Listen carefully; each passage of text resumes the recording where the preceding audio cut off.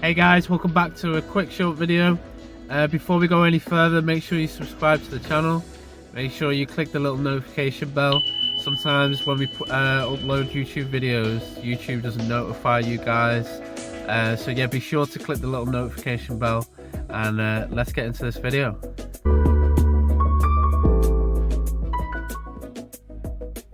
Okay, so in this video we're going to be talking about handstands, and in particular handstand walking.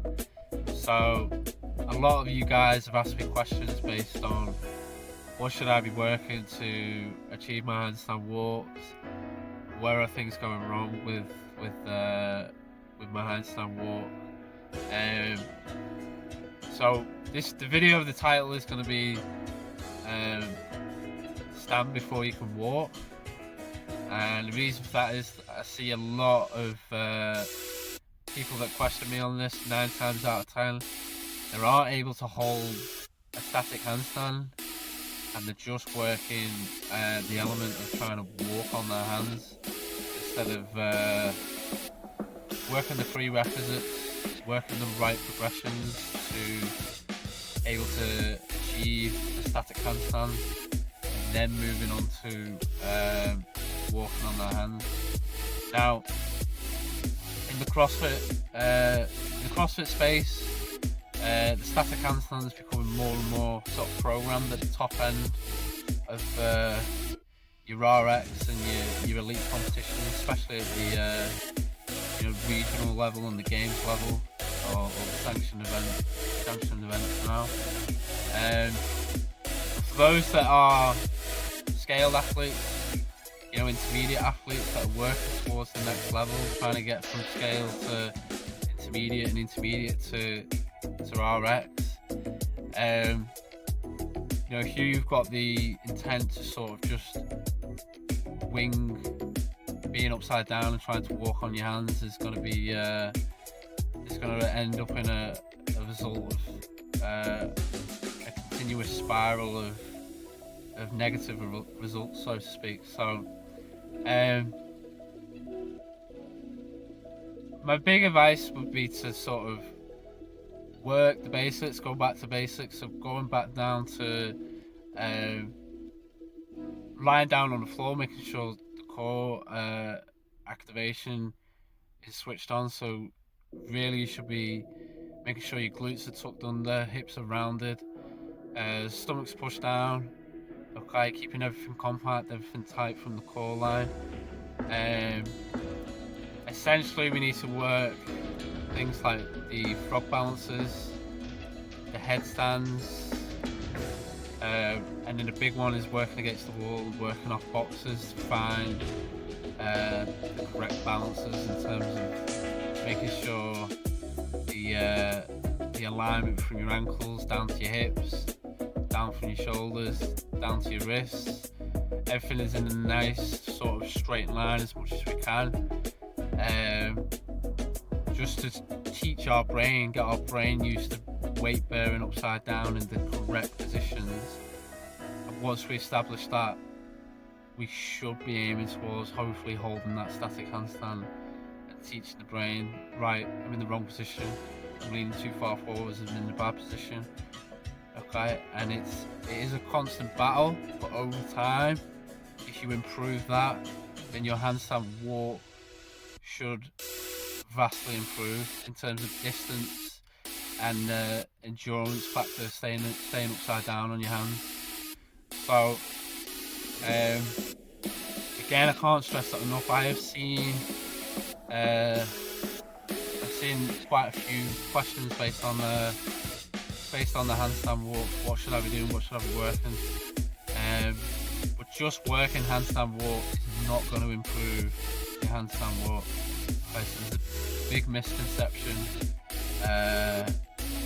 of whether that be from coaches, from other athletes, giving athletes advice, regardless of what level you are an athlete, that is.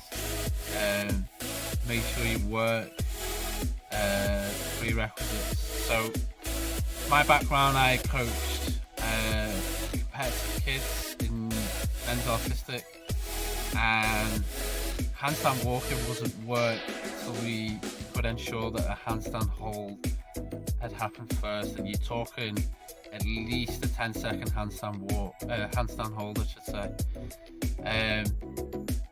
So, and again, once you can hold it 10 seconds, can you hold it 9 times out of 10 at least for 10 seconds before sort of think about handstand walking? Now, I know that's a bit extreme. I know that's quite elite and specialist, but this is the saying in the gymnastics world: if you can't do the basics, on the floor, you shouldn't be doing it on the apparatus. So obviously there's 6 apparatus on the men's side and 4 on the women's side.